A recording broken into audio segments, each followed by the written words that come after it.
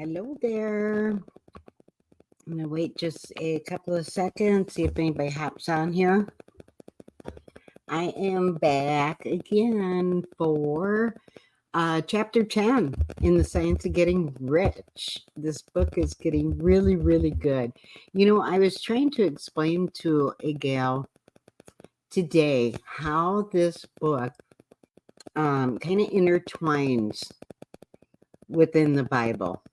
I know that seems far-fetched. It did to me too, until I really started understanding this book, the chapters, the principles, and everything is just finally kind of piecing together for me. It's like so many ahas. Do I have this book mastered yet? No, I don't, because I would be exactly where I want to be and doing exactly what I want to be doing. Am I on the right path? Absolutely. Absolutely, I am. So, chapter 10 is further use of the will. We talked about the will last week, and I kind of gave you a little bit of personal information there, but it's all good because this is how we learn. You know, we got to be vulnerable at times in order to get or understand what is going on and get the true meaning of what these principles stand for in each of the chapters. And it absolutely does coincide with scriptures from the Bible. So it absolutely does. All right, chapter 10.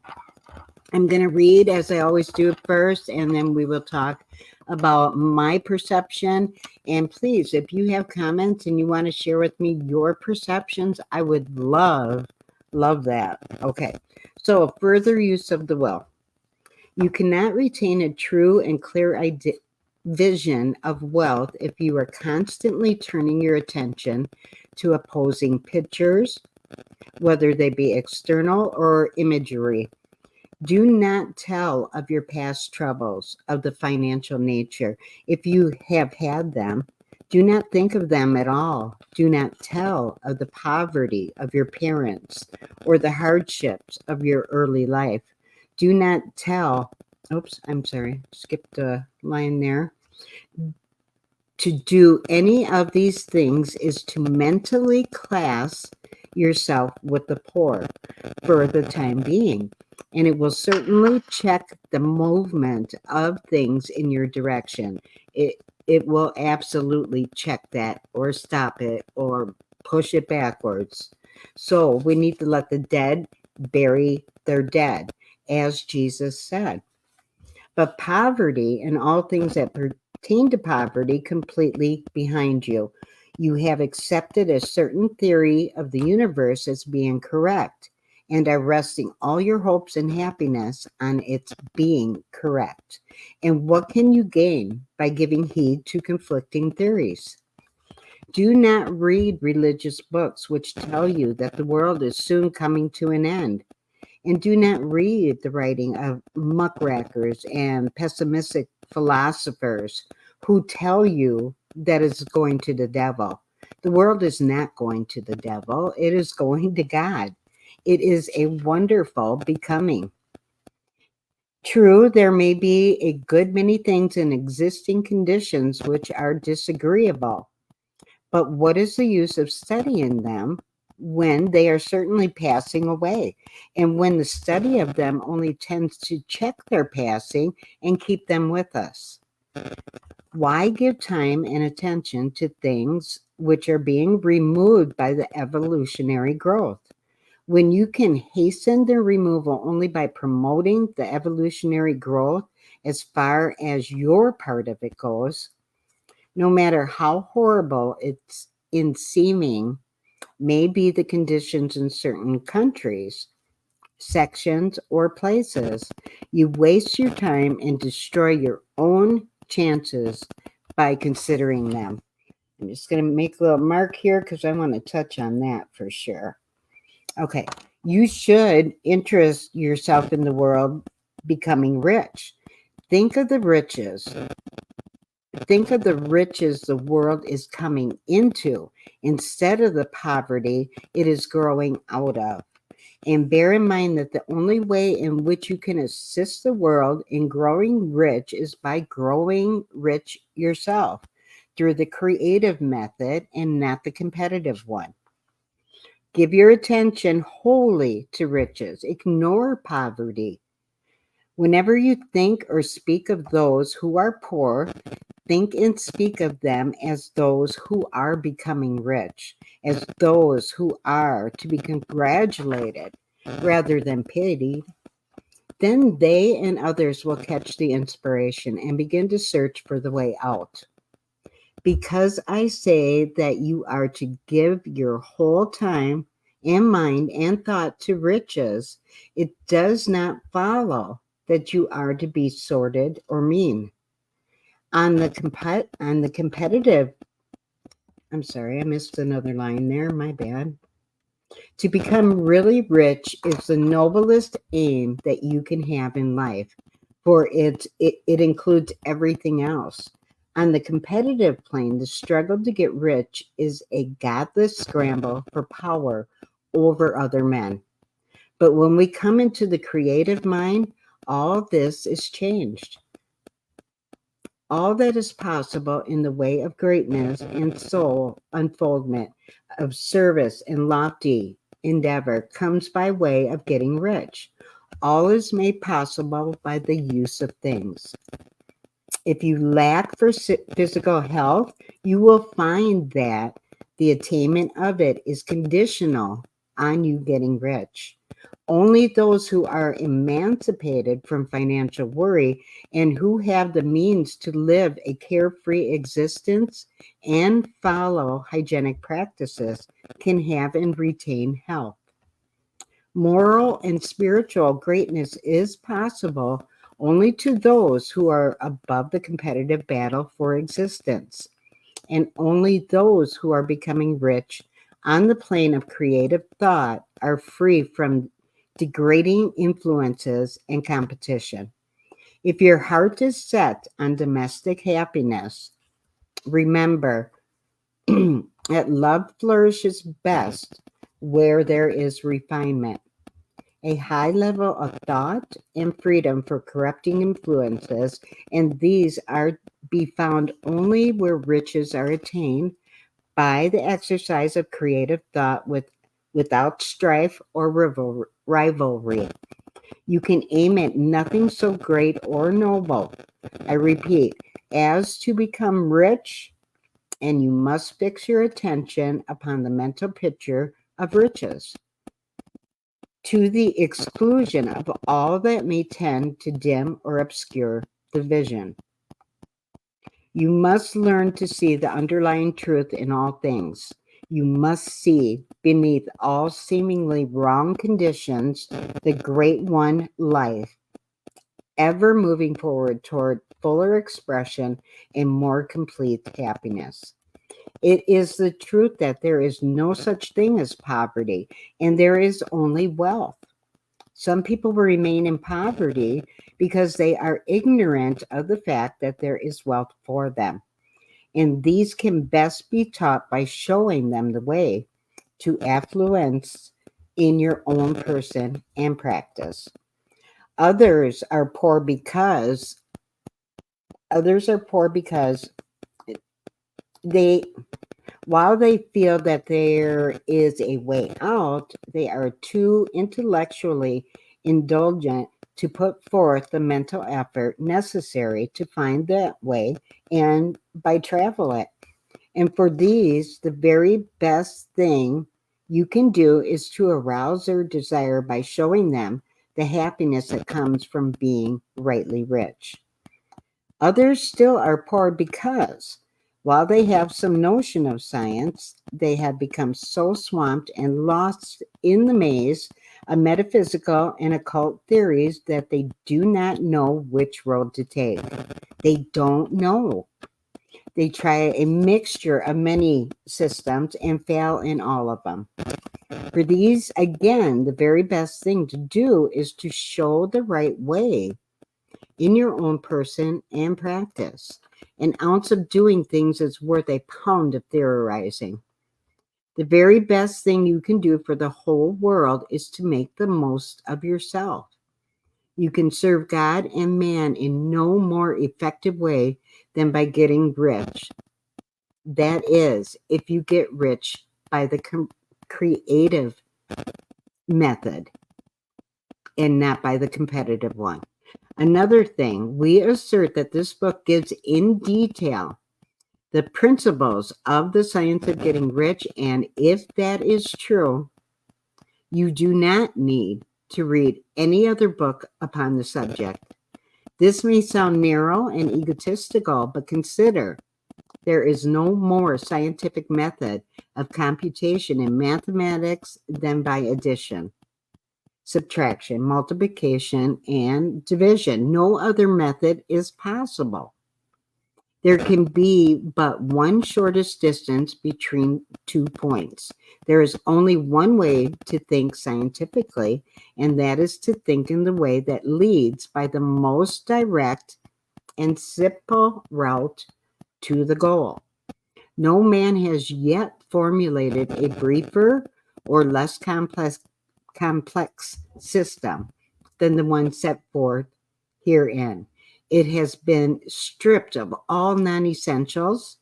When you commence on this, lay all others aside, put them out of your mind altogether. Read this book every day.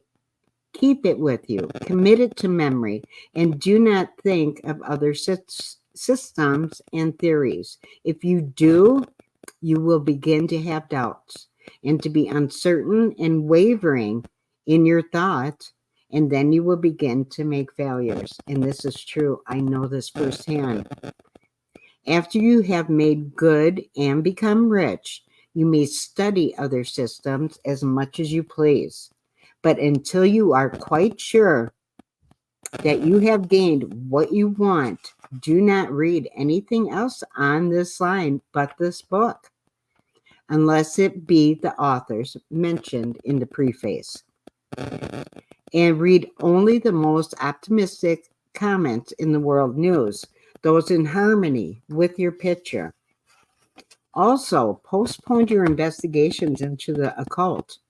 Do not dabble in the theosophy, spiritualism, or kindred studies. It is very likely that the dead still live and are near.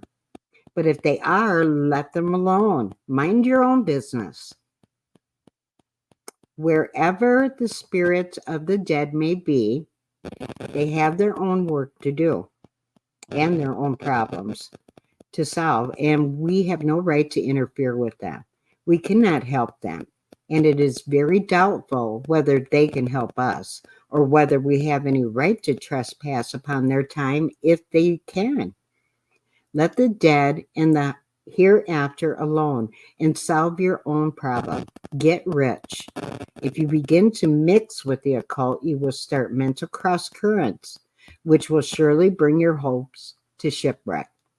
Now, this and the preceding chapters have brought us to the following statement of basic facts.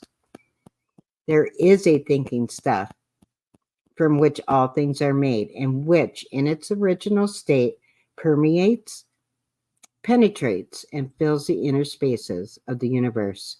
A thought in this substance produces a thing that is imaged by the thought. Man can form thoughts. Man can form things in his thought, and by impressing his thought upon the formless substance, can cause the thing he thinks about to be created. In order to do this, man must pass from the competitive to the creative mind. He must form a clear mental picture. Spitting on myself. Of the things he wants, and hold this picture in his thoughts with the fixed purpose to get what he wants and the unwavering faith that he does get what he wants, closing his mind against all that may tend to shake his purpose and dim his vision or quench his faith. And in addition to all of this, we shall now see that he must live and act in that certain way. Okay, this is very, very interesting and lots of key points that I want to touch on. You know, that part where they tell you to read only this book and don't offer your thoughts to any other position, because it will be the downhill of what you're trying to do. It's gonna backfire on you. And I take that like, if most people are in network marketing, you know, or it doesn't even have to be network marketing, it could be any line of business. But if you take a little bit from this person, a little bit from this person, and this person, we'll grab something from this guy, everything that you like or wouldn't mind doing, it's like picking and choosing at a smorgasbord. It's not all going to go together. It will not. I'm telling you, you will fail. And until you find somebody that is doing exactly what you want to do and learn from them, go to the GOAT. There is a GOAT in every industry. There is somebody that did it better, way better than you. Learn from the best. Make sure they are documented. And don't take anything else in until, and they did give you an out there, until you understand and learn what it is that you are already doing. Because you start smorgasbording, you're going to be all over the flipping board and you're not going to know what the hell's right or wrong. You're not. I'm telling you from past experience. My past experience makes me very qualified to hand down some wisdom. Whether you hear it or not, that's not up to me. When the student is ready, the teacher does appear. I'm telling you, that is true. So, and what about in the statement where Jesus said, let the dead bury the dead? Often we perceive that as people. When I read that, that was the first thing that I thought of the first time I read it. People that are dead, but that's not exactly what it's referring to. What it's all about is all of the things that are in our head, all of our past experiences, all of the grudges that we had, all of the anxieties, the heartache, the hurt, the betrayal. These are the things that need to be left in the past. It's dead. Bury it. Let it go. Leave it there. It's all the things that are growing in your head, but it doesn't grow in your orchard. It doesn't grow in your garden. It will slowly kill it. So when people talk about their past experience and oh, poor woe is me, most of us think of past situations and think that all of these things happen to me. Everything happens to me, you know, but what if you switch that around? What if you try to find the bright side out of every situation and consider or make a perception like all of these things were done for me because of this, because I was mentally abused or physically or verbally, whatever. Maybe that was done for me. Maybe that made me a better person in dealing with relationships. Maybe that made me a more understanding person. Maybe it made me a more lovable person. These things could have been done for us so that we can move forward. And thinking of it in this way, we absolutely can rewrite history. Go back to all the things that you are hanging on to. Put them in a positive light. I understand it was hard, it was hurtful, it was this, it was that. But if we cannot forgive and move forward, then that person is still haunting you. All of the things that happened to you are still haunting you. How can you move forward from there? You cannot. So we must forgive. How can we expect to be forgiven for our sins when we don't forgive others? So we have to forgive. Try to find it. Everything happens for a reason. Maybe it was to make me a stronger individual so that I can handle this next situation. They always say God never gives you more than you can handle. Trust him. Trust him and forgive. That doesn't condone them. It doesn't make it okay what they did to you, but you have to forgive so that you can move on. Otherwise, you're going to be wallowing around in that same alignment as with the shit that caused it. Do you know what I mean? So, you know what? Trust yourself more. Trust God. Pray to God. Talk to him every night. If you are struggling in an area, ask him to guide you through that. Don't always ask for just riches and this and that. I mean, let's try to solve life issues. How can we make ourselves better from that situation? Do you know what I mean? Okay. I